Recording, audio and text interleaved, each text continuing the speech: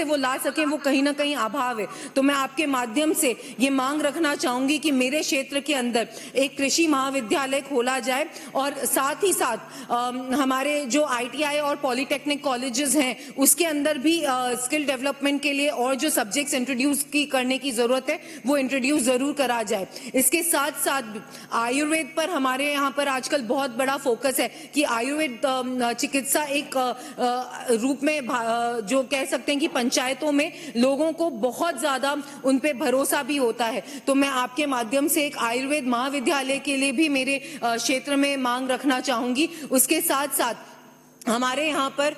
क्योंकि राजसमंद विधानसभा जिला मुख्यालय भी है और हमारे यहाँ पर एक लॉ कॉलेज की बहुत कमी है, जो क्यों बच्चों को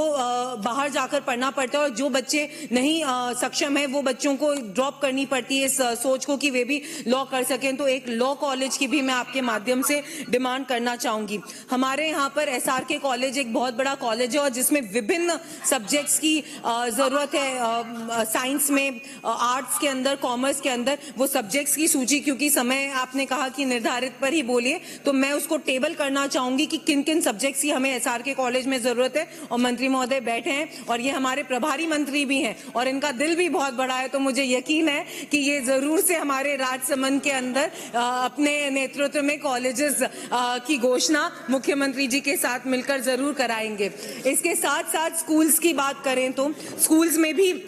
क्योंकि 50 प्राथमिक विद्यालय और 100 विद्यालयों को प्रमोदित किया जाएगा और इसके साथ साथ नवीन विद्यालयों को बनाने की भी बात रखी गई है, तो उसकी भी एक सूची मैं टेबल करना चाहूंगी कि हमारे यहाँ पर इतने सारे क्षेत्र हैं, इतने सारे स्कूल्स हैं जिसकी हालत जर्जर हो रही है। लेकिन आज आपके माध्यम से वो तो टेबल मैं करूंगी, लेकिन आपके माध्यम से मैं एक बात जरूर कहना चाहूंगी कि कितनी बार हमारे पास बहुत भामाशाह आते हैं, गाँव से निकलकर वो बड़े शहरों में हैं, लेकिन वे अपने गांव के लिए कुछ करना चाहते हैं और जब कुछ करने की बात आती है तो शिक्षा को वो एक महत्व देते हैं कि हम शिक्षा के उसमें कुछ अपना योगदान देना चाहते हैं। लेकिन इसके अंदर जब वो अपनी निजी जमीन हम लोगों को देते हैं, जब वो निजी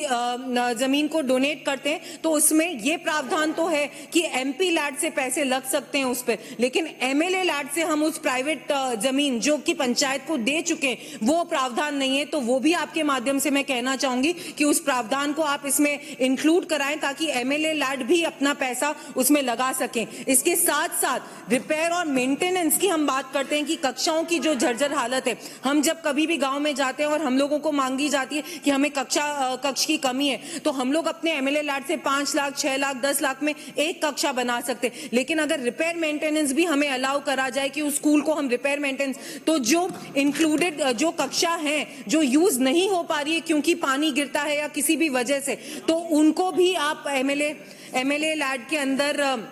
सम्मिलित करें। इसके साथ साथ अलाउड अगर है तो अच्छी बात है, लेकिन जो MLA से बनी हुई क्लासरूम से उसी पे कर सकते हैं जो दूसरे बनाते हैं। विधायक महोदय आप तो मेरे पड़ोसी भी हैं, 2 मिनट मुझे संक्षिप्त में समापन तो करने दीजिए। सभापति महोदय समापन करने दीजिए। मैं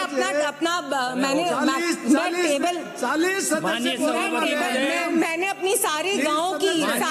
को टेबल करने के लिए ऑलरेडी बोला है सभापति महोदय। अंत में मैं हमारे भजन लाल जी की सरकार के बारे में एक बात जरूर कहना चाहूंगी। हमारी सरकार के शासन में